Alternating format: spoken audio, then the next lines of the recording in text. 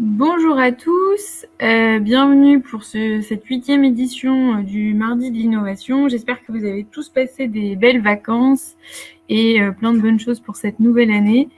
Je ne sais pas s'il y a beaucoup de gens de connectés, s'il y a des gens de connectés, si vous pouvez mettre un bonjour ou un coucou, parce que j'ai changé d'ordinateur et je vois pas le nombre de personnes connectées. Ah, je vois qu'il y a des gens qui tapent, donc c'est bon, il y a des gens connectés, chouette. Du coup, aujourd'hui, on va parler fake news ou mésinformation, désinformation. L'idée, c'est que, la dernière fois, on avait parlé de simplification administrative et il y avait une intervention de notre équipe sciences comportementales.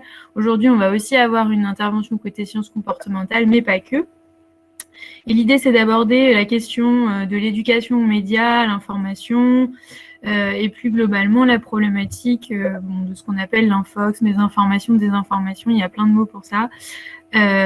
Donc l'objectif, c'est d'aborder ce sujet et d'essayer de réfléchir à pourquoi est-ce qu'on parle aujourd'hui beaucoup de fake news, pourquoi est-ce que les fake news, ça prolifère, comment est-ce qu'on peut sensibiliser les citoyens sur ces enjeux liés à l'infox et plus largement, qu'est-ce que ça veut dire d'éduquer les gens à l'information à travers différentes actions ou politiques publiques innovantes. On sait qu'aujourd'hui, on est dans un monde qui est quand même très connecté et c'est vrai qu'on est beaucoup confronté à ces problématiques d'infox. Ça peut bousculer un petit peu l'esprit critique. Du coup, l'idée, c'est de voir quelles peuvent être les stratégies, expertises qui peuvent être mobilisées sur ces enjeux et pourquoi c'est important en termes de politique publique d'avoir une stratégie, un avis là-dessus. Du coup, aujourd'hui, on va travailler avec différents chercheurs, donc je vais vous les présenter. La troisième intervenante qui devait intervenir, Virginie Sassoon, directrice adjointe du CLEMI, a malheureusement le Covid. On est tous désolés pour Virginie. Donc, du coup, il y aura une personne de l'OCDE qui prendra un petit peu le relais pour la remplacer. Petit rappel pratique aujourd'hui, donc on est là pour 1h30, peut-être un petit peu moins vu qu'on a un intervenant en moins. Le webinaire sera disponible en replay, comme toutes les ressources partagées. Vous pouvez poser des questions sur le chat, n'hésitez pas. Et on va prendre un temps dédié aux questions-réponses à la fin. Donc du coup, on va ouvrir ce webinaire avec Sacha Altaï, qui est chercheur post-doctorant à l'université d'Oxford et qui travaille justement sur ce sujet de l'infox, la mésinformation. Sacha, si tu peux nous rejoindre à l'écran, c'est parfait. Bonjour.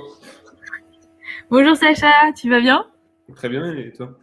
Ça va. Alors du coup, est-ce que tu peux te présenter rapidement, nous présenter ton parcours, tes missions et comment tu en es venu à travailler sur ce sujet de l'infox, de la fake news?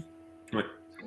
Alors, ce qui est assez rigolo dans mon parcours, c'est que lorsque j'étais en licence, j'ai fait une licence de sociologie. Et à l'époque, au moment où je rentre en licence, je suis assez conspirationniste. Donc, je crois en beaucoup de théories du complot. Je crois en pas mal d'idées fausses. Pas tant que ça, mais quand même quelques-unes. Mais j'en consomme activement quelques-unes. Ensuite, je fais une licence de sociologie à Paris Diderot. Et je m'intéresse du coup aux idées fausses. Pourquoi est-ce que les gens croient et pourquoi est-ce que ces idées fausses se répandent.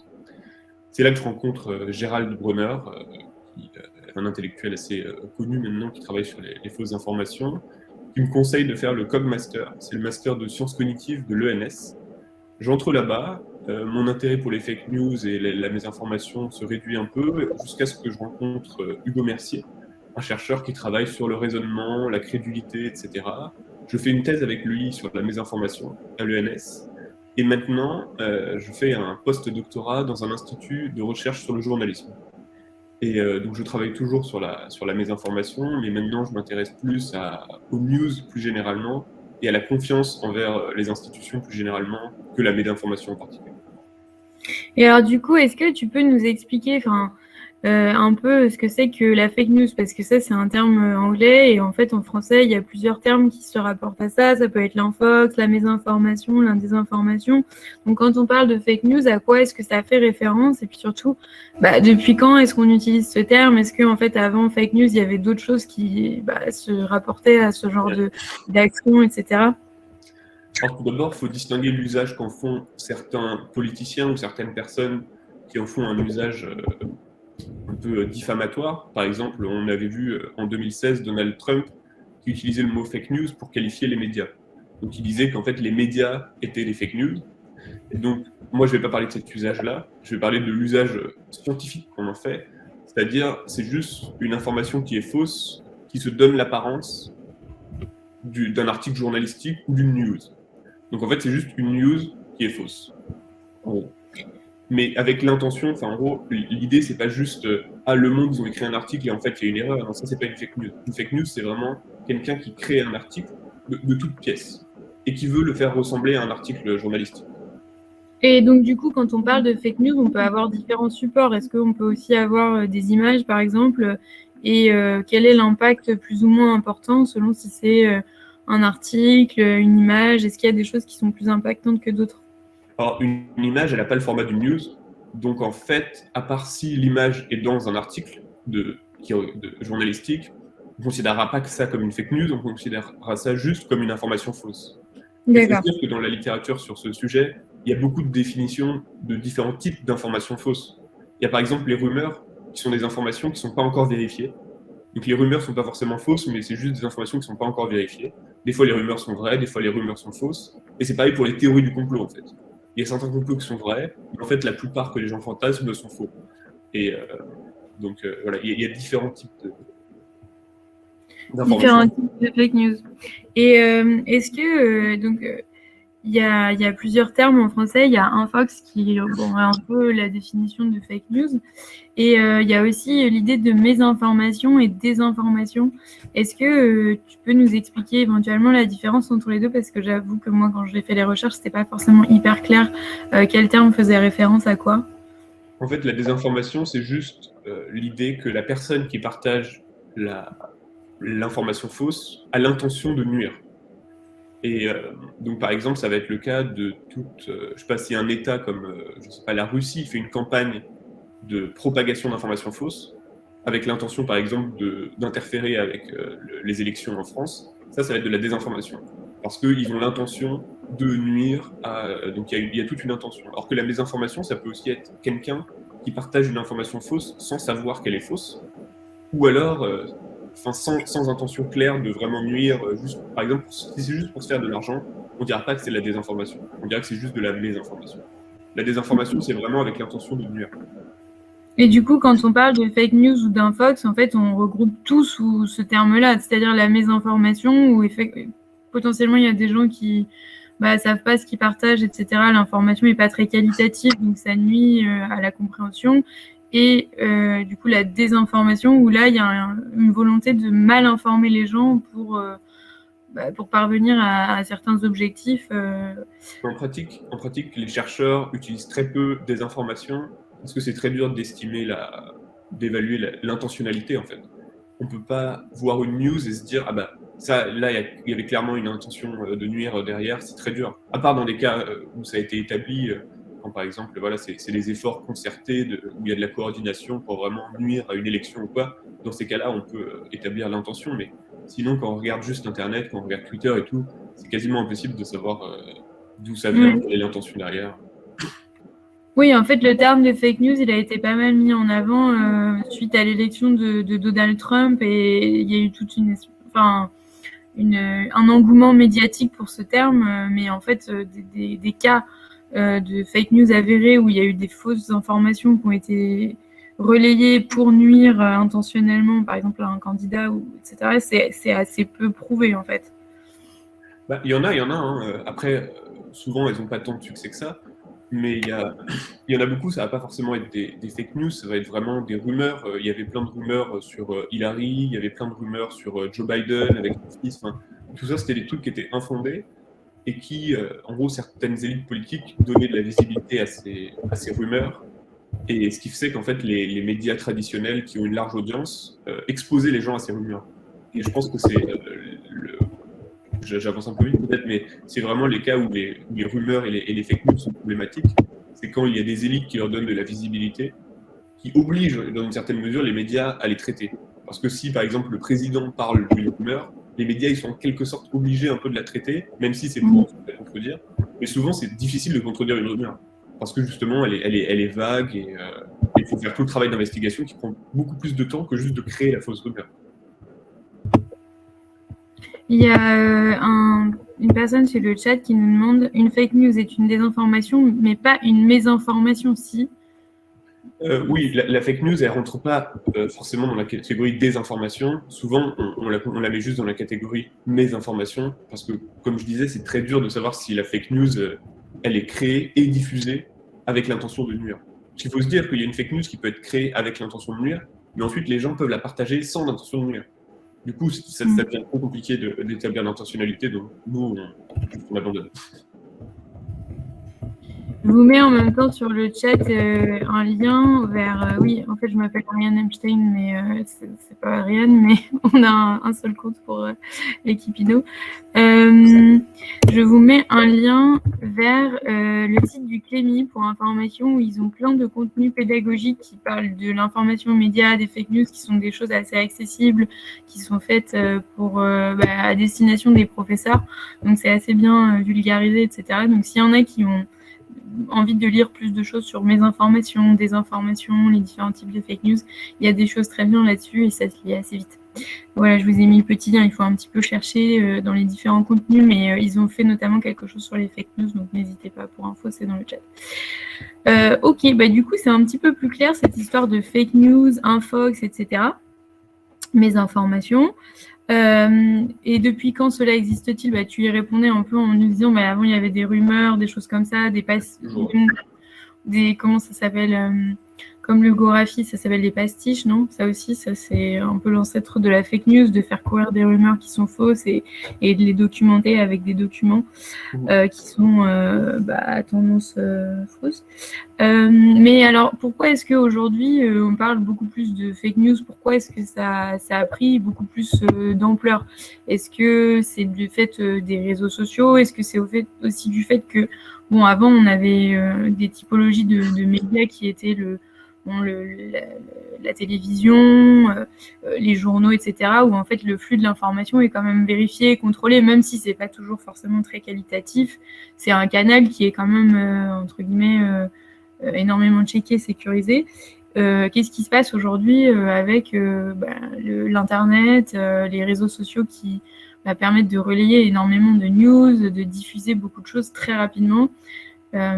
Comment est-ce que ça a vraiment donné de l'ampleur à ce phénomène de l'infox, et surtout comment est-ce que ça change entre guillemets même la nature de l'infox? Alors, il y a beaucoup de choses dans cette question. Ouais. Une première réponse, ça va être de dire que à chaque fois qu'il y a des nouvelles technologies qui émergent, et par technologie, je veux même dire le livre, à chaque fois, il y a des paniques morales en fait qui s'accompagnent. C'est-à-dire qu'on va dire, le livre, en fait, ensuite les gens, ils vont plus sortir dehors, ils vont juste lire des histoires fictives, ils vont plus pouvoir se connecter à la réalité, et en gros, ça va un peu, la société va se dégrader.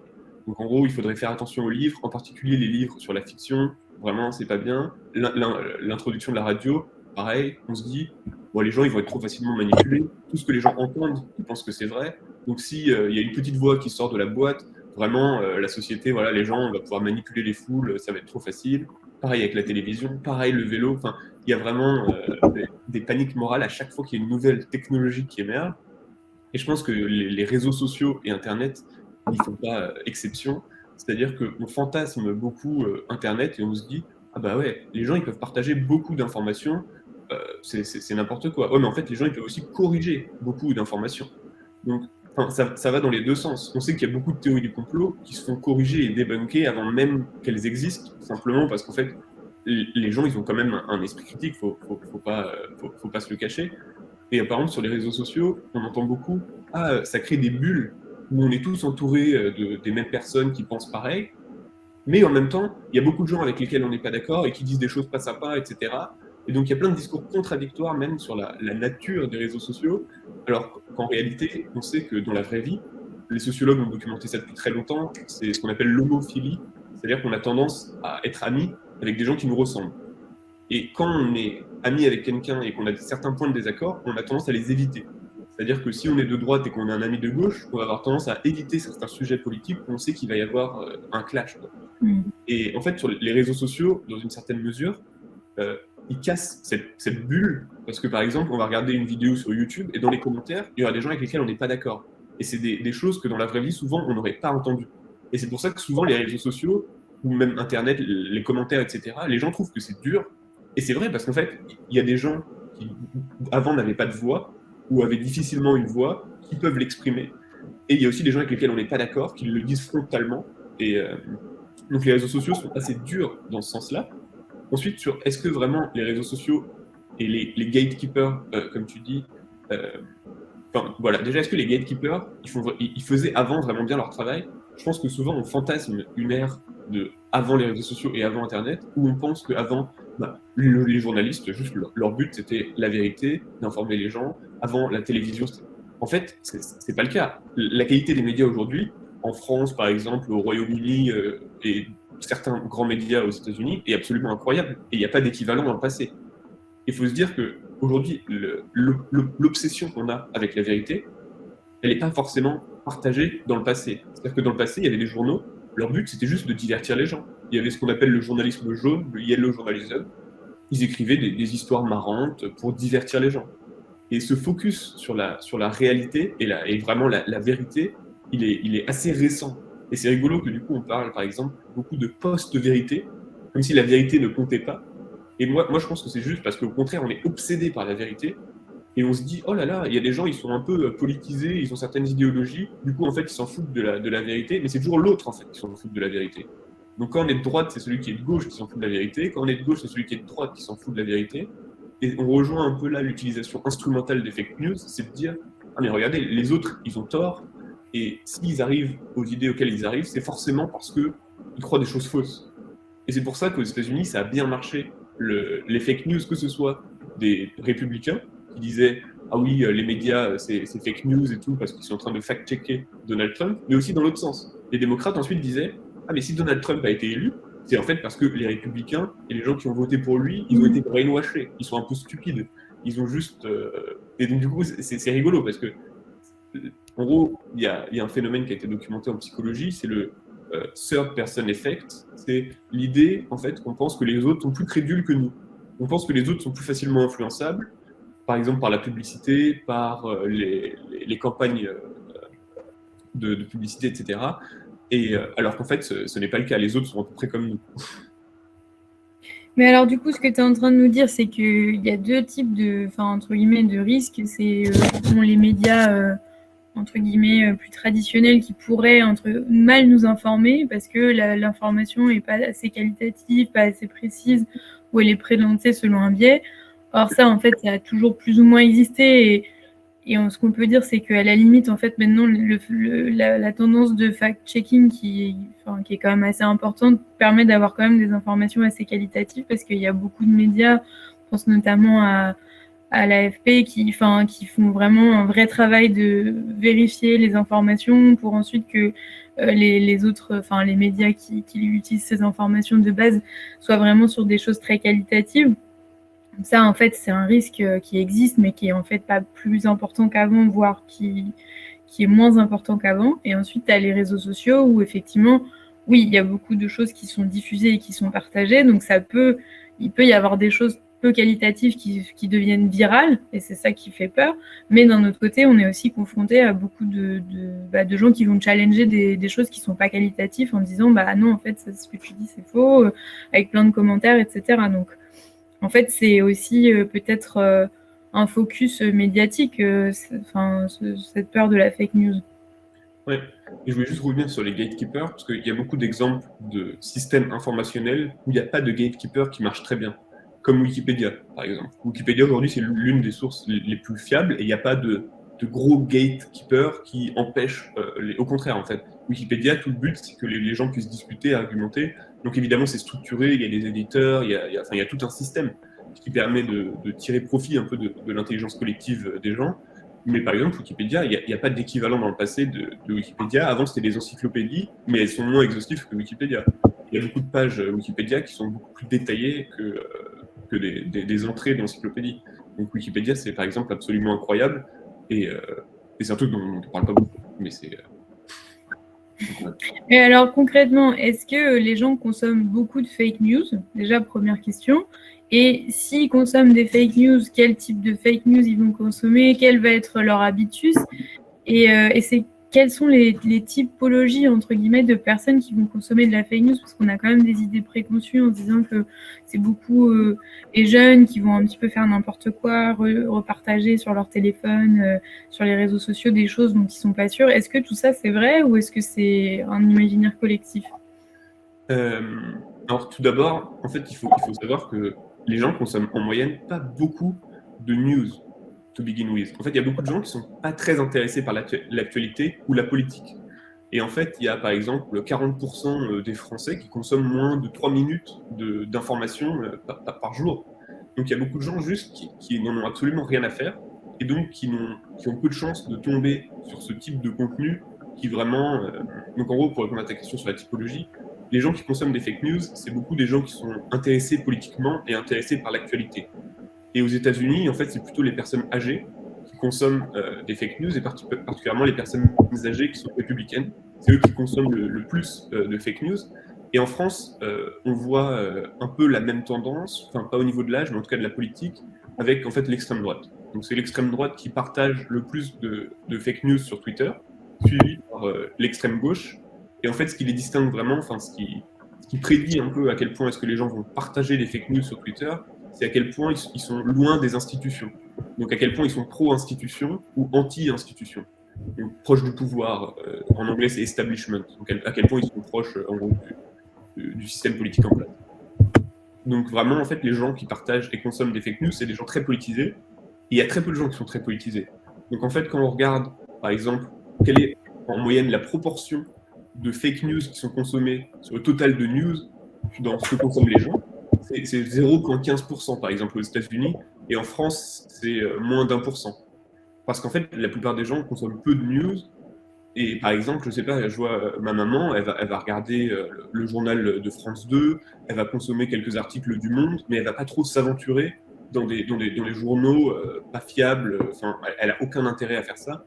Et donc en fait, ouais, l'un des consensus aujourd'hui dans la littérature là-dessus, c'est que oui, il y a peu de gens qui consomment des fake news. Ça veut pas dire que c'est un problème, parce que ces peu de gens peuvent avoir une influence négative. Sauf qu'en fait, on voit aussi que ces gens-là, ils consomment des informations avec lesquelles ils sont déjà d'accord, ou en tout cas, ils sont prédisposés à accepter. Donc, par exemple, les gens d'extrême droite en France qui consomment des fake news, ils consomment des fake news d'extrême droite. Donc, en fait, on s'imagine que l'impact que ça a sur leur comportement et leurs croyances, il est assez faible, étant donné que c'est des gens qui sont déjà convaincus que, par exemple, je sais pas, il y a un grand remplacement, que l'immigration, c'est vraiment pas bien, etc. Et du coup, ces gens-là consomment des fake news sur ces sujets-là. Et il y a des questions sur le chat. Alors, une première question de Leslie qui nous demande: avez-vous des chiffres, des stats à ce sujet pour se rendre compte? Est-ce que tu as des recommandations en termes de littérature sur des statistiques, sur le nombre de personnes qui consomment ou non des fake news? Quel type de personnes? Ouais, bah il y a une étude en France qui était très bien. Je la mettrai dans le chat. Oui, tu peux la mettre après, comme ça les gens pourront lire. Et deuxième question de Jean-Luc: est-ce que les jeunes, via les réseaux sociaux, ne diffusent-ils pas également des fake news trop rapidement pour garder le lien? En fait, l'une des possibilités aussi, c'est que les jeunes, ils partagent des fake news dans des formats qui sont trop difficiles à étudier pour nous, comme des images ou des sons, donc des vocaux, des messages vocaux. Et ça, c'est quasiment impossible à étudier. Donc, c'est possible qu'il y ait des fake news que les jeunes partagent, mais que ce ne soient pas des fake news politiques, parce que la plupart des jeunes ne sont pas intéressés par la politique, mais que ce soit plutôt des fake news, par exemple, on sait qu'il y a des sites qui montrent par exemple des recettes de cuisine ou des méthodes de jardinage ou des trucs comme ça qui sont faux. Et c'est des petites vidéos qui sont assez virales, qui vous montrent par exemple, vous prenez une petite banane, vous la mettez dans la terre et d'un seul coup vous avez un bananier. Enfin, il y a des trucs comme ça. Et donc ça va être pas vraiment des fake news, mais en tout cas ça va être des informations fausses qui sont potentiellement consommées par les jeunes. Et les jeunes, je pense aussi, ils sont intéressés par les types de fake news un peu gossip, rumeurs sur les célébrités. Des trucs sur si, ça. Mais typiquement, c'est des types de fausses informations qui ont une influence très faible, enfin, je pense, ont une influence négative assez faible sur leur comportement ou quoi. Et est-ce que, donc, on parlait de fake news et aussi de ce que tu nous disais, c'est qu'en fait, les gens qui sont déjà sensibles à l'infox, on va pas chercher beaucoup de gens. En fait, ça va pas attraper beaucoup de nouvelles personnes, la fake news. Ça attrape des gens qui sont déjà sensibles à ces arguments et du coup, en termes d'élargissement du public, c'est assez faible. Mais du coup, par rapport au système d'algorithmes et de data qui est hyper important sur les réseaux sociaux, ça veut dire que moi, quand je consomme des articles, je sais pas, sur le jardinage, on va toujours me proposer des articles sur le jardinage. Et si je consomme des articles sur la galette des rois, on me proposera plein d'articles sur la galette des rois. Du coup, ça veut dire quoi? Ça veut dire que ces gens qui sont sensibles à l'infox, ils vont consommer un type de news et du coup les réseaux sociaux vont automatiquement à travers cet algorithme leur proposer des choses qui sont toujours la même chose, quoi. Est-ce que ça peut éventuellement augmenter l'impact des fake news, ce système d'algorithme? Alors, il y a quelques études qui estiment l'impact de l'algorithme, enfin de différents algorithmes comme les algorithmes par exemple de recherche Google ou les algorithmes des réseaux sociaux comparés à simplement les gens qui choisissent et qui tapent eux-mêmes ce qu'ils veulent. Et en fait, les algorithmes ne semblent pas plus renforcer les préférences des gens comparés aux gens qui ont le libre choix un peu de chercher ce qu'ils veulent. En fait, quand les gens cherchent ce qu'ils veulent, ils cherchent des choses avec lesquelles ils sont déjà... si je suis pas intéressé par le poney, je vais pas chercher des informations sur le poney. Alors qu'en fait, au contraire, l'algorithme, de temps en temps, il teste des nouvelles choses pour mesurer un peu notre intérêt pour cette nouvelle chose. Parce que si à aucun moment il nous expose à ça, il ne peut pas découvrir notre préférence pour ça. Et ça a été montré par exemple avec l'algorithme TikTok qui va essayer de nous montrer différents trucs. Et si on le passe tout de suite, il va se dire ok, bah, il n'est pas intéressé par les poneys, on passe à autre chose. Et peut-être dans 2 mois, il va essayer de me remontrer une vidéo sur les poneys. Si je la passe toujours, là, il va se dire ok, c'est bon, Sacha n'est pas intéressé par les poneys, on va tester quelque chose d'autre. Parce qu'en fait, il faut se dire que leur but c'est de maximiser l'engagement. Et si c'est trop répétitif, si on nous montre tout le temps la même chose, ça va aussi être moins engageant. Donc il y a aussi un intérêt à montrer, par exemple, même des choses qui vont nous énerver.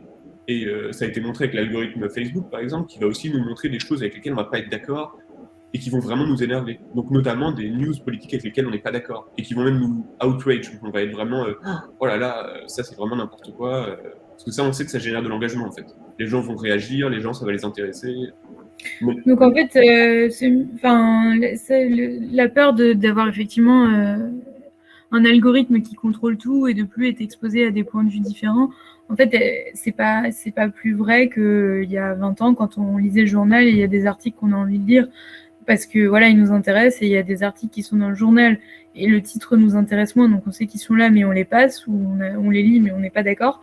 En fait, c'est à peu près le même système sur les réseaux sociaux puisque si on nous propose des choses qui sortent de notre zone de confort, en fait, soit on les lit pas parce que ça nous intéresse pas du tout et on est assez insensible, soit on va les lire parce qu'on n'est pas d'accord et du coup, en fait, au final, le biais est pas plus important que sur des médias traditionnels potentiellement. C'est ça. On a quelques questions dans le chat. Puisque les fake news touchent peu de personnes et en particulier des gens convaincus, craindre leur développement ne relèverait-il pas plus de la panique morale de notre société que d'une réalité? Je pense que c'est une question ouverte. Je pense clairement, mais notamment, je pense que c'est bien tous les efforts de fact-checking et c'est bien toutes les interventions qui combattent les fake news. Mais moi, je vois un peu ça comme combattre les symptômes, en fait. Ça va être comme prendre de l'aspirine ou un Doliprane quand on a un problème de santé. Donc, ça va nous aider à nous sentir mieux sur le moment et le court terme. Mais le problème, c'est qu'il ne faut pas que ça nous fasse perdre de vue le long terme. Et le long terme, c'est que, en fait, souvent, les gens qui consomment des fake news, donc voilà, ça va être des gens d'extrême droite, éloignés des institutions, qui, en fait, ont peu confiance en les institutions.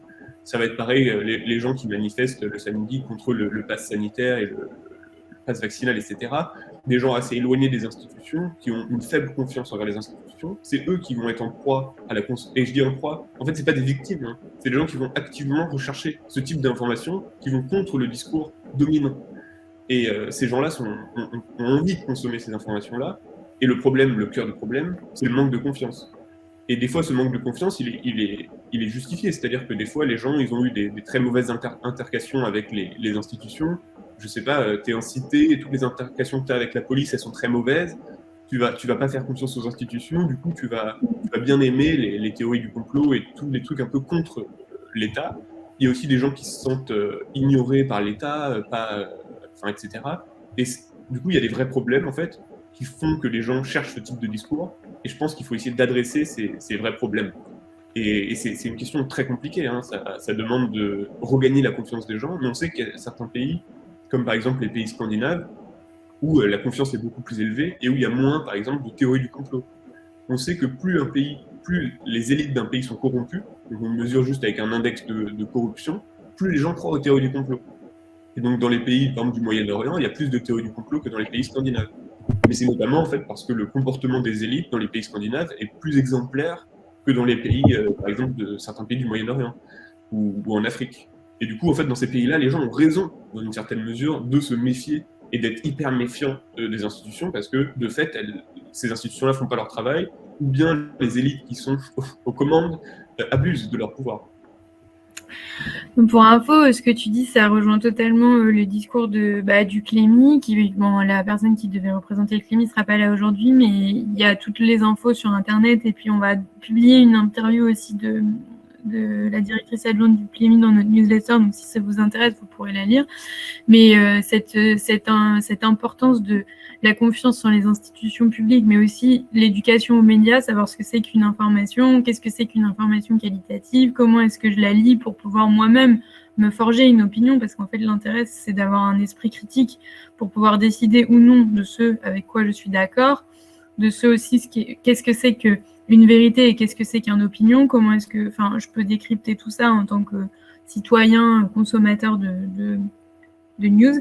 Tout ça, c'est des choses qui relèvent de l'éducation aux médias et qui se font, et de l'éducation en général, hein, mais qui se font depuis la prime enfance tout au long de la vie, quoi. Donc, s'il n'y en a pas, c'est très difficile pour les gens de pouvoir se forger un esprit critique par rapport à ce que c'est qu'une bonne ou une mauvaise information, et est-ce que je la relais ou est-ce que je la relais pas. Je pense qu'il y a une question intéressante aussi sur est-ce que les médias partagent Ouais, j'ai vu ça. Il y en avait plusieurs. Alors, les médias, au regard des comptes de nos contacts, les enfants sont-ils exposés aussi aux nouvelles santé Covid? Est-ce que les enfants sont plus exposés aux... Je ne sais pas si tu as des éléments de réponse là-dessus, les plus jeunes. À quoi, pardon? Alors, au regard de nos contacts, les enfants sont aussi exposés aux nouvelles santé Covid, non? Je ne sais pas trop, le sujet de la crise sanitaire est cependant clairement multigénérationnel. Est-ce que les enfants sont affectés différemment par ces sujets de news, fake news, etc.? Je ne sais pas si... Je sais pas, mais les enfants, a priori, ils consomment pas beaucoup de news, donc je pense pas qu'ils tombent sur beaucoup de fake news. Après, ils doivent tomber sur quelques informations fausses, mais... Là-dessus, ça peut être intéressant. Je crois que c'est Bertrand qui pose la question. Il faut lire les documents du Clémy, sont assez bien faits. Une des choses qui ressort quand on lit ce qu'ils font, c'est que en fait, les enfants sont acteurs. Ils sont sur les réseaux sociaux, et la différence entre les réseaux sociaux et éventuellement les médias, c'est que pour les parents, c'est plus difficile de contrôler l'information. Donc, ils peuvent être exposés à des typologies d'informations par exemple, des images un peu choquantes ou des choses qui peuvent les marquer. Et comme les réseaux sociaux, c'est difficile en fait de limiter complètement le flux d'informations, ils sont exposés différemment par rapport à une génération comme la nôtre où potentiellement il y avait plus de contrôle sur les informations qui arrivaient. Mais c'est rigolo parce que par exemple, Instagram, ils voulaient faire une version d'Instagram pour les moins de 13 ans et ça a choqué tout le monde et du coup ils ont dû arrêter. Parce que tout le monde se dit non mais n'importe quoi, Instagram pour les moins de 13 ans, vous êtes complètement malade quoi. Et eux ils ont dit non mais vous vous rendez pas compte en fait, ce public-là est déjà sur Instagram, sauf qu'on n'a pas moyen de leur mettre par exemple tout un tas de contrôle parental. En gros, on voulait faire juste une version de l'application pour que vous ayez plus de contrôle et pour qu'on puisse plus contrôler, etc. Sauf qu'en fait il y a eu toute une panique morale sur non mais vous êtes complètement malade, Instagram pour les moins de 13 ans ça va pas. Du coup les moins de 13 ans ils sont quand même sur Instagram mais ils sont sur la version adulte de tout le monde. Sur la version adulte, ouais. Une autre question dans le chat, les médias dominants peuvent-ils diffuser de la désinformation, mésinformation? J'aime bien cette question parce que c'était un peu ce que j'avais commencé à dire au tout début. Je pense que souvent dans le discours qu'on entend, c'est les gens sur les réseaux sociaux, c'est les individus qui sont responsables du problème de la mésinformation.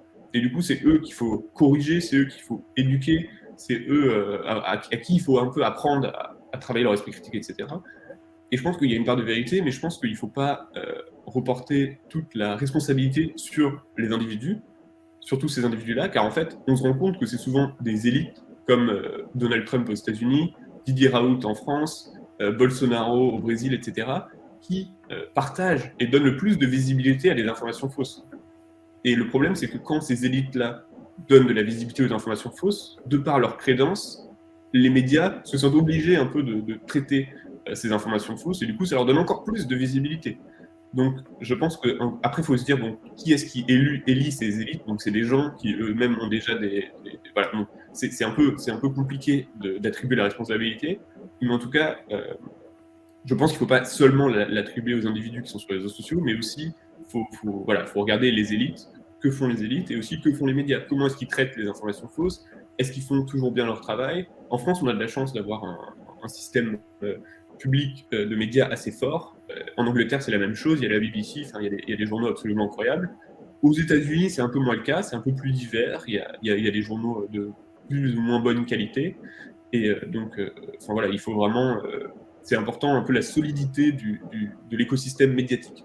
Et on sait qu'en France, il est très bon, en Chine, il est très mauvais, aux États-Unis, il est plutôt moyen, dans les pays scandinaves, il est souvent bon. Et c'est important d'avoir un socle solide pour éviter voilà, que les médias partagent de la mésinformation. Il y a une autre question dans le chat. Les géants des réseaux sociaux n'ont-ils pas intérêt à maintenir ces échanges de fake news pour générer de l'activité et des revenus? Un peu, mais c'est pas clair que ce soit ça qui... En gros, les gens sont, par exemple, sur Facebook pour créer du lien social. Les fake news peuvent aider un peu à créer du lien social, mais pas tant que ça. Sur Twitter, les gens sont là pour consommer des news. Donc sur Twitter, les gens sont assez critiques en fait. Enfin, les fake news se diffusent, mais elles se diffusent pas non plus tant que ça. Il y avait une étude très citée qui était censée montrer que les fake news sur Twitter se diffusaient plus vite que les vraies news. Mais en fait, ils ont comparé des fausses news qui ont été fact-checkées et des vraies news qui ont été fact-checkées. Sauf que les vraies news fact-checkées, c'est des news un peu bizarres. Par exemple, l'arrivée de Lionel Messi au PSG, ça a été une news qui a fait le tour du monde. C'était même plus traité médiatiquement que le rapport du GIEC. Et pour autant, ça n'a jamais été fact-checké. Et du coup, ça ne rentrerait pas dans la définition de vraie news de l'étude. Et je pense que c'est un gros problème. C'est pareil pour le mariage princier en Angleterre ou quoi. Ça ne va pas être fact-checké parce que personne vraiment doute de ça. Et pour autant, ça va faire ça va avoir une exposition médiatique absolument incroyable. Donc, le faux peut aider à générer de l'engagement, mais je pense qu'il pourrait s'en passer les réseaux sociaux. Et même au niveau de la presse et de la com, ils préféreraient qu'il n'y ait pas du tout d'informations fausses pour avoir une bonne réputation. On voit Facebook, par exemple, en gros, il y a un focus médiatique sur Facebook et les informations fausses, alors que c'est pas forcément justifié. Il y a des plateformes comme YouTube qui font pas beaucoup d'efforts, enfin ils en font quelques-uns, et où on sait qu'il y a quand même de la mésinformation qui est consommée, mais pour autant on ne s'attarde pas trop sur ces plateformes-là. Il y a vraiment un focus sur Facebook qui n'est pas forcément justifié, et du coup ils essaient vraiment de montrer que... ils essaient de faire des choses pour... par exemple, ils avaient... avant de partager une news, ils demandaient aux gens est-ce que vous êtes sûr, est-ce que vous avez vraiment lu, est-ce que vous voulez vraiment partager, etc. Et ça, en fait, l'un des effets probables que ça a eu, c'est juste que les gens partageaient moins de news. Et c'est pas forcément une bonne chose que les gens partagent moins de news. Et moi, dans mes données, j'avais vu que les gens partageaient moins de news des sources les plus fiables, comme le New York Times, etc. Et si c'est avéré que c'est les interventions pour combattre les fake news qui ont fait qu'il y a moins de news du New York Times qui est partagé sur Facebook, c'est absolument dramatique. Et je ne peux pas établir la causalité, mais en tout cas, il y a un lien corrélationnel très fort. Et dans le cadre de tes missions actuelles au sein d'un laboratoire de recherche, qu'est-ce que tu as pu en fait mener à bien comme expérimentation, action, et qu'est-ce que ça t'a permis de tirer comme conclusion par rapport à cette problématique de l'infox? Non, juste l'un des trucs qu'on a fait et que j'ai commencé à mentionner là, c'est on a quantifié en fait comment les gens se sont informés pendant la pandémie. Donc en 2020, on compare par exemple 2017, 2018, 2019 à 2020, et on se demande dans plusieurs pays, en Angleterre, en France, en Allemagne et aux États-Unis, est-ce que les gens ont consommé plus d'informations, plus de news? Et donc la réponse est oui. Au début 2020, il y a eu un énorme pic de consommation de news.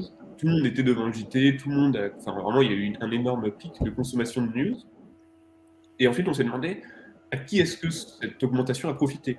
Est-ce qu'elle a profité aux sources fiables, comme par exemple Le Monde, ou aux sources pas fiables, comme Égalité et Réconciliation, ou Réseau Voltaire, ou des choses comme ça. Et en fait, on s'est rendu compte que cette augmentation a profité principalement aux sources fiables. C'est-à-dire que dans nos graphes, on voit dans tous les pays que c'est vraiment les sources fiables qui ont profité au maximum de cette augmentation. Ensuite, on a regardé ce qui s'est passé sur Facebook au niveau des likes, etc., des sources fiables. Donc, par exemple, sur la page du Monde, est-ce qu'il y a eu plus de likes pendant la pandémie en 2020 ? Ouais, je parle de 2020 avant, pas 2021. Que sur des sources pas fiables. Et en fait, on se rend compte qu'il y a, en France, par exemple, il y a quand même 25% des interactions sur Facebook, ou des likes, etc., qui ont été générées par des sources pas fiables, comme Santé Plus Mag, des motivateurs, des sources pas très fiables. Pas pour autant toxiques ou très dangereuses, mais en fait, c'est des sources pas fiables du tout. Et ces sources-là ont généré jusqu'à 25% du trafic, et si on, des likes, etc. sur Facebook. Et si on compare avec d'autres pays, comme par exemple l'Angleterre, eux, c'est plutôt 2-3%. L'Allemagne, c'est aussi très bas. Les États-Unis, c'est aussi très haut, comme la France, c'est à 20% à peu près. Mais donc en France, il y avait quand même sur Facebook beaucoup d'interactions qui étaient générées par des sources pas fiables, et ça a augmenté pendant la pandémie. Ça a augmenté aussi pour les sources fiables, mais ça a augmenté aussi pour les sources pas fiables. Mais ce qu'il faut dire, c'est que les interactions sur Facebook, c'est difficile à interpréter. On ne sait pas trop ce que ça veut dire. Parce qu'on sait que les gens, ils peuvent interagir de manière critique avec les contenus qu'ils rencontrent sur Facebook, et notamment corriger un contenu dans le commentaire. Donc nous, on est un peu neutre là-dessus. En tout cas, on sait que... Mais on se doute qu'il n'y a quand même pas eu une vague de fact-checking pendant la pandémie. Les gens ne se sont pas mis d'un seul coup à tout fact-checker sur Internet et corriger toutes les informations fausses. Je ne pense pas que ce soit le cas. Je pense qu'il y a beaucoup de ces interactions qui étaient juste des gens qui étaient intéressés ou quoi. Donc c'est difficile d'interpréter ces données sur Facebook. Mais en tout cas, il y avait plus d'interactions avec les sources pas fiables sur Facebook que de visites sur les sites Internet des sources pas fiables. Ce que tu nous dis aussi qui est intéressant, c'est qu'en fait, c'est quand même... Enfin, c'est même plus que corrélé, ça dépend aussi du pays. Donc, ça veut dire que la culture, entre guillemets, la culture du pays par rapport aux médias, la confiance en les institutions politiques, c'est ça qui va être c'est ça qui va déterminer la façon dont les gens vont réagir sur les réseaux sociaux. Donc, en fait, les réseaux sociaux, c'est entre guillemets une plateforme d'échange, un outil, mais la cause du problème, elle n'est pas sur le flux d'informations, la façon dont on la diffuse, etc. C'est plutôt sur la relation aux institutions politiques. C'est ça. Et on a trop peu de données pour faire une corrélation, parce qu'on a 4 pays, mais c'est clair que la France et les États-Unis, surtout en France, la confiance en les institutions, etc. Enfin, aux États-Unis aussi maintenant, à cause des inégalités, de tout un tas de problèmes, la confiance n'est pas très élevée, alors qu'en Angleterre et en Allemagne, elle l'est beaucoup plus. Et je pense que ça explique une grosse partie des données. Alors, qu'est-ce qu'on peut faire du coup contre la mésinformation du point de vue personnel, mais même du point de vue sociétal? Est-ce que tu as j'allais dire des insights, mais c'est un anglicisme. Est-ce que tu as des conseils, des idées? En réalité, c'est vraiment compliqué. Après, d'un point de vue personnel, par exemple, il y a des études qui ont montré que simplement partager un lien de fact-checking sous une source pas fiable, sous un post, sous une fake news, par exemple, sur les réseaux sociaux, ça marche assez bien, en fait. Ça aide les gens, la personne qui a partagé la fake news, mais aussi les gens qui vont voir la fake news, à être exposés au fact-check, et donc juste poster des fact-checks, et il faut le faire assez gentiment, faut pas non plus être... Mais ça peut aider, donc au niveau individuel, on peut faire ça, même si ça donne un peu de visibilité aussi, parce que c'est un commentaire, donc c'est quand même de l'engagement, donc ça donne un peu de la visibilité aux informations fausses, mais au total, je pense que c'est quand même positif de faire ça. Ensuite, je pense que ce que tu as mentionné sur l'éducation aux médias, c'est très important. Expliquer comment fonctionnent les médias, etc. C'est quoi le travail journalistique, comparé au travail, par exemple, des gens qui font des fake news ou des théories du complot, même. Parce que les gens qui font des théories du complot, souvent, ils vont inventer toute une histoire très compliquée, mais ensuite, ils vont pas trop se donner les moyens d'aller tout vérifier. Donc, ils vont juste faire un millefeuille argumentatif avec plein de trucs qui vont dans tous les sens, et ils vont jamais appeler, par exemple, les sources primaires, alors que c'est un truc que normalement font les journalistes, les journalistes ont tout un tas de pratiques méthodologiques qui font que leur travail est plus solide que celui des gens qui font des théories du complot. Et pour autant, ces pratiques ne sont pas forcément très connues. Et je pense qu'elles auraient vocation à être connues et partagées avec la population. Et voilà, mais ça va sûrement pas suffire. Il faut aussi augmenter la confiance des gens dans les institutions, les médias, etc. Et ça peut être juste par du travail de fond. Il faut vraiment... on a vu, par exemple, pendant la pandémie, que l'État a très mal communiqué sur le Covid, sur tout un tas de sujets, sur les masques, etc. Et on sait que l'État, par exemple, aussi souvent, n'a pas envie d'exprimer l'incertitude.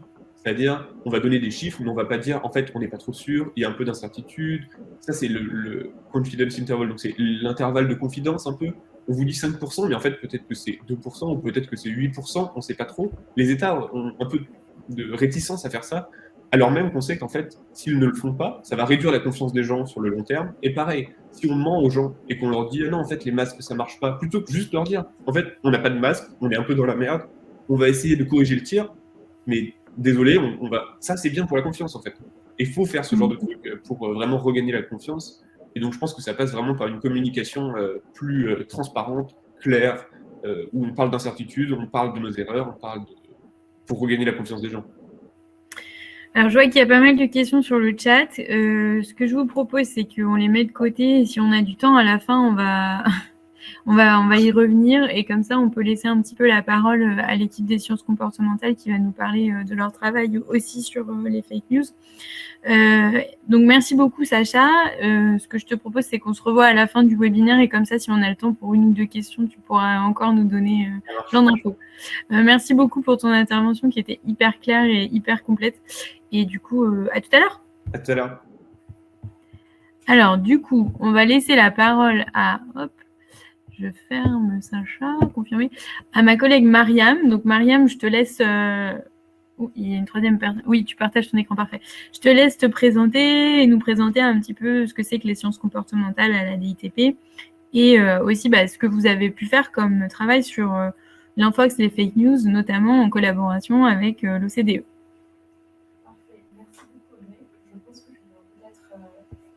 C'est bon. On est dans la même pièce.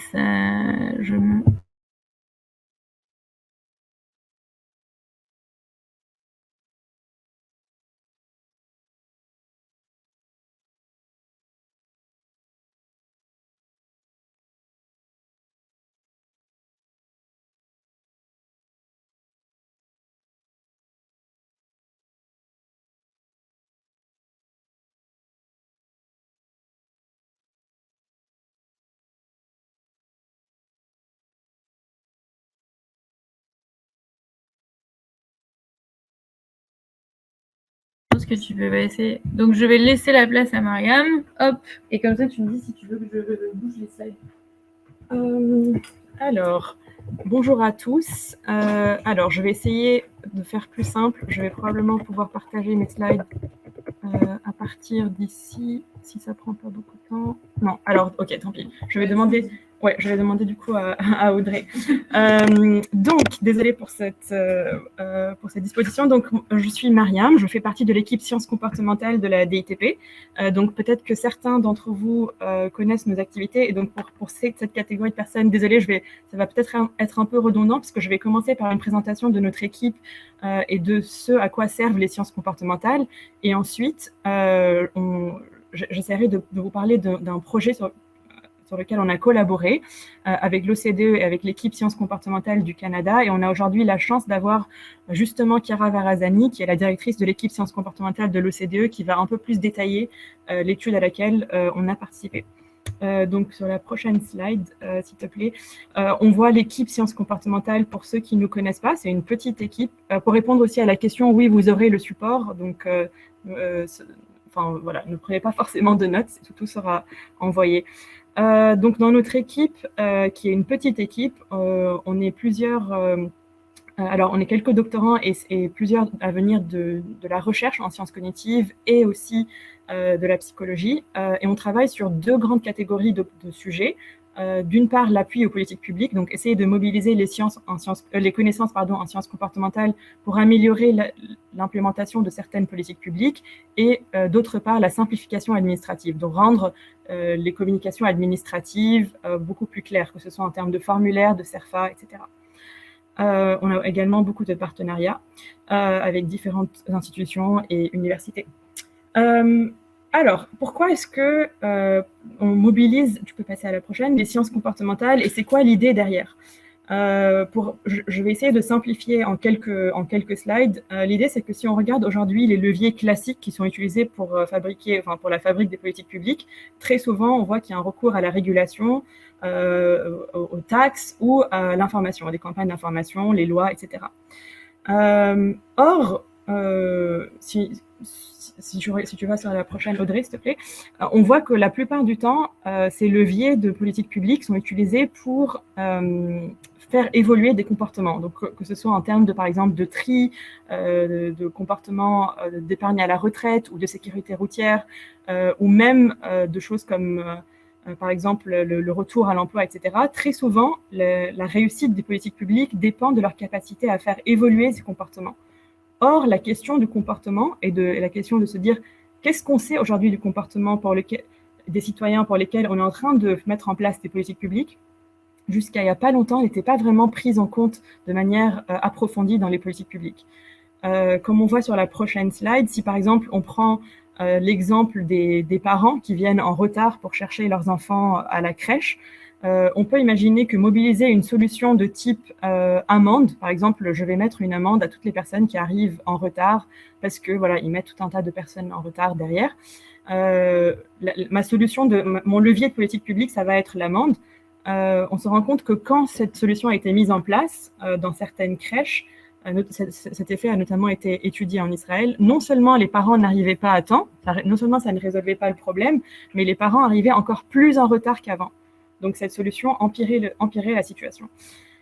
Et d'ailleurs, on le voit sur le graphe à droite. Donc, c'est une étude qui a été faite en Israël où on montre, voilà, le groupe avec l'amende a beaucoup plus de retard que le groupe contrôle. Non, tu peux revenir en arrière. Donc, l'idée principale ici, c'est de se dire que d'une part, le comportement peut être contre-intuitif, c'est-à-dire que peut-être que le fait de mettre une amende crée un contexte marchand et aussi fait disparaître la culpabilité des parents d'arriver en retard. Et c'est peut-être pas ça le levier réel qui va marcher pour résoudre cette problématique. Peut-être que ici, la vraie solution, c'est de mettre un accent plus sur la coopération, la morale, le fait si on est en train d'arriver en retard, on est en train de mettre tout un tas de personnes en retard qui ont eux aussi des familles. Et peut-être que ce levier va beaucoup mieux fonctionner qu'une simple amende comme ça a été fait. Donc l'idée de notre équipe, c'est vraiment de se dire d'une part qu'il est important de prendre en compte le comportement de ceux pour qui sont conçues les politiques publiques, et aussi, comme on voit dans la prochaine slide, l'idée c'est de dire comment est-ce qu'on peut faire pour intégrer toutes les connaissances qu'on a aujourd'hui en sciences comportementales. Et quand je dis sciences comportementales, ça peut être plusieurs domaines qui étudient le comportement, la psychologie, les sciences cognitives, parfois la sociologie ou les neurosciences, même si c'est un peu plus rare. Comment est-ce qu'on peut intégrer ces connaissances à la fabrique de l'action publique? L'autre aspect de ce qu'on fait, c'est aussi mettre en place des expérimentations qui nous permettent de mieux comprendre ce qui fonctionne avant une mise à l'échelle. Donc, une grande partie de nos projets aussi se base sur des expérimentations. D'ailleurs, pas une grande part, tous nos projets. Et ça passe par 3 grandes phases. Donc, c'est une méthodologie qui ressemble un peu aux méthodes d'application du design aux politiques publiques, mais aussi ce qu'on peut faire dans un laboratoire, c'est-à-dire essayer de d'abord passer en revue les politiques existantes, mais aussi explorer le contexte, essayer d'aller comprendre quels sont les vrais comportements des gens dans les vraies situations, se reposer aussi sur la littérature scientifique en psychologie qui a été faite sur le sujet, parce qu'il y a beaucoup de chercheurs qui travaillent sur à peu près tous les domaines de politique publique, et donc essayer d'utiliser ces connaissances qui ont été bâties pendant des années par la recherche, et ensuite essayer d'implémenter ces connaissances pour venir revoir la politique publique à l'aune de ce qu'on sait sur la psychologie des personnes impliquées. La deuxième partie de notre méthode consiste à prototyper des solutions. Donc là, avec évidemment les acteurs du terrain qui connaissent très très bien la politique publique et qui ont aussi des connaissances du terrain importantes pour des solutions efficaces. Et ensuite essayer de prototyper quelque chose qu'on va essayer de tester. Donc c'est la troisième phase, et c'est là qu'on est un peu une méthodologie différente de ce qu'on peut faire par exemple dans d'autres types d'approches comme le design, où l'idée c'est de faire des évaluations qui ressemblent un peu à des essais contrôlés randomisés, donc ce qu'on peut faire par exemple pour tester l'efficacité d'un médicament, où là l'idée c'est de prendre des échantillons très très larges de la population qui sont représentatifs de ce qu'on est en train d'étudier, et de les séparer en groupes contrôle et en groupes sur lesquels on va appliquer notre solution, notre traitement. Ça peut être un groupe, deux groupes, trois groupes, jusqu'à autant de groupes qu'on veut, si on a un échantillon très très large, ce qui nous permet de dire que toute chose étant égale par ailleurs, c'est vraiment notre intervention qui a vraiment changé, améliorer la situation ou changer les choses. Ce qui va ensuite nous permettre d'avoir suffisamment de données pour dire on va mettre tout ça à l'échelle. Donc passer cette intro globale de qu'est-ce que notre équipe et comment est-ce qu'on travaille, je vais vous parler maintenant d'une part des types de projets sur lesquels on a été amené à travailler, et on travaille toujours d'ailleurs, et aussi comment est-ce qu'on s'est intéressé au sujet des fake news et ce qu'on a fait sur la mésinformation. Donc schématiquement, ça c'est à peu près les différents domaines dans lesquels on a pu intervenir. Par exemple, sur l'indice de réparabilité, comment est-ce qu'on peut voir si le fait de mettre un indice de réparabilité, qu'on a d'ailleurs conçu, peut inciter les personnes à acheter des ordinateurs ou des produits électroniques plus réparables. Ou par exemple, on travaille actuellement sur un projet de surexposition des enfants aux écrans, donc comment est-ce qu'on peut diminuer cette surexposition. Voilà, je ne vais pas tous les citer, mais vous avez toute la liste des sujets ici. On a aussi travaillé sur un projet qui se rapproche de celui des fake news, qui est sur les pratiques commerciales trompeuses. Donc, c'est l'idée de comment est-ce qu'on peut mieux protéger les consommateurs face aux pratiques en ligne qui peuvent parfois être fausses, trompeuses, ou en tout cas inciter les gens à acheter des produits avec des faux avis, etc. Je reviendrai dessus pour vous la détailler tout à l'heure, mais je vais essayer de revenir rapidement aux fake news puisque c'est pour ça que vous êtes ici. Donc, sur la prochaine slide, l'idée c'est que ce sujet évidemment est éminemment comportemental, mais comme Sacha l'a dit tout à l'heure, pendant la pandémie, on a vu qu'il y avait une vraie pandémie de la mésinformation et de la désinformation. Et sur la prochaine slide, on voit les différents types les différentes fake news qui ont beaucoup circulé sur le net. Vous avez probablement tous été exposés à ces informations sans forcément les croire, mais en tout cas le fait que le vaccin modifie notre ADN, ou que l'hydroxychloroquine, alors qu'il n'y avait pas de données suffisantes en ce sens, était un traitement efficace pour le Covid, ou le fait que la vitamine C protège contre le Covid, etc. Je ne vais pas tous les lister, mais il y avait plusieurs catégories de fake news, certaines sur les traitements, sur les vaccins, mais aussi d'autres sur l'origine de la pandémie, qui viendrait de chauves-souris, ou que le fait que Bill Gates soit derrière la pandémie, etc. D'ailleurs, il y a plusieurs sites qui recensent, dont Digimind, les fake news qui ont le plus circulé et les plus virulentes, mais aussi celles qui ont été, on va dire, plus ou moins partagées par les personnes.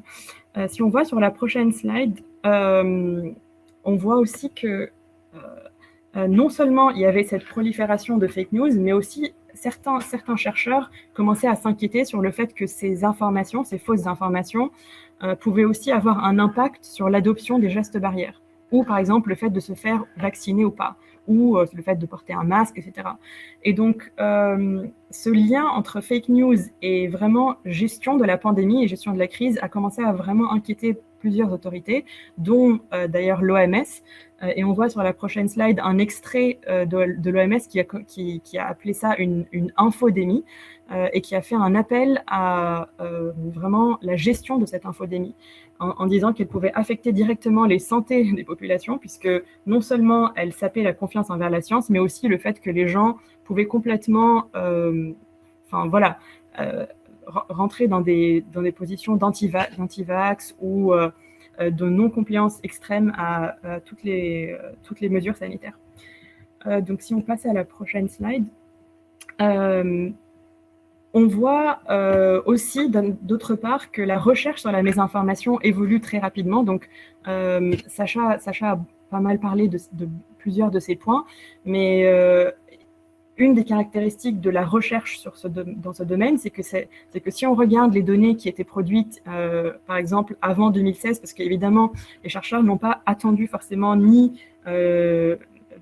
les élections de Trump, ni le Brexit, ni le Covid pour commencer à travailler sur ce sujet.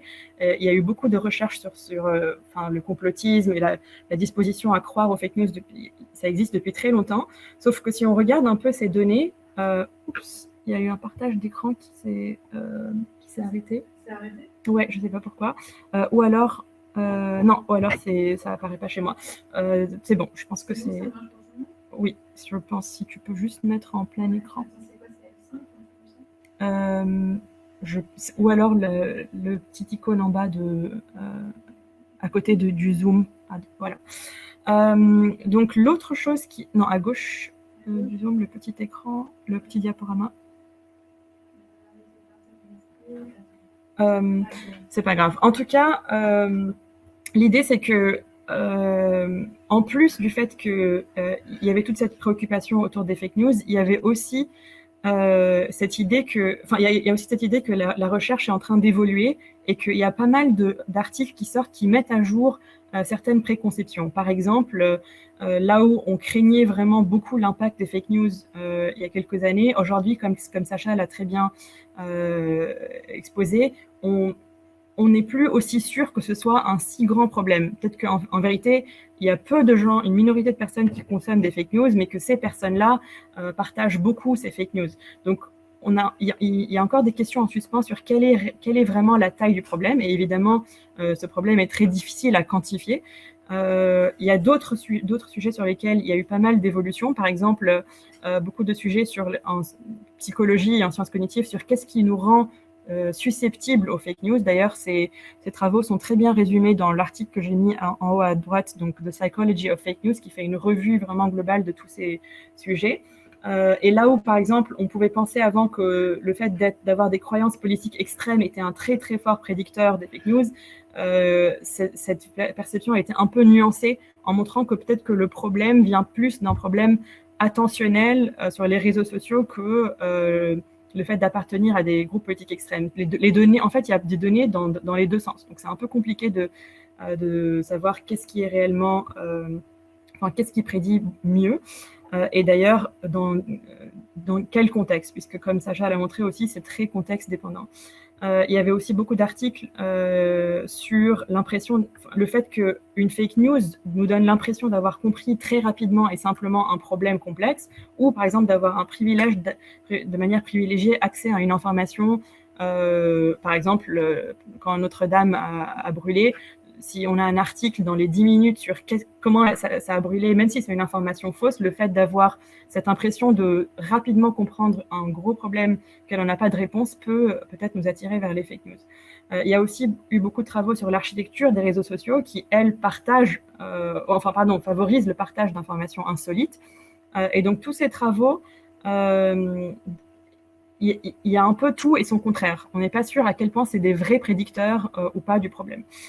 Ensuite, il y a aussi, ça c'est aussi très important, une déconnexion entre le fait de croire aux fake news et le fait de partager des fake news.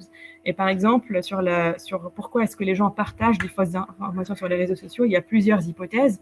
Par exemple, l'hypothèse c'est peut-être que les gens sont confus, ils ne savent pas qu'ils partagent de la mésinformation, ou cette idée qu'on est par raisonnement motivé ou par le fait de vouloir avoir un marqueur identitaire, on veut signaler qu'on appartient à un groupe et donc on va partager une information alors qu'on sait qu'elle est fausse, mais c'est juste pour dire, voilà, moi je martèle le fait que je suis de ce groupe-là.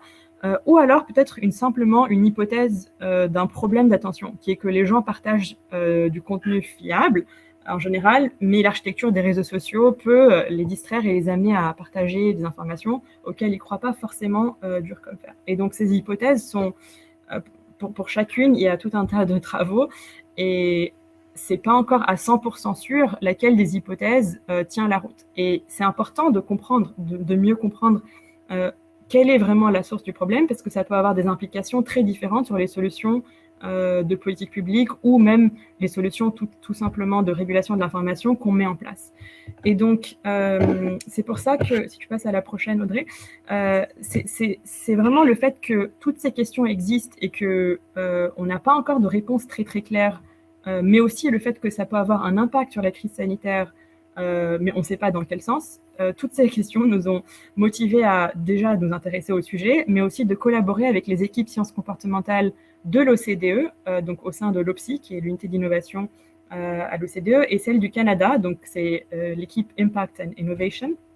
Et donc ça nous a permis de suivre une étude qui a été menée au Canada et mise en place par l'équipe canadienne, et d'une part participer à la mise en place de l'étude, mais aussi à la littérature scientifique qu'on avait, les données qu'on avait, et aussi faire participer les chercheurs en France qui travaillent sur le sujet, dont d'ailleurs Sacha.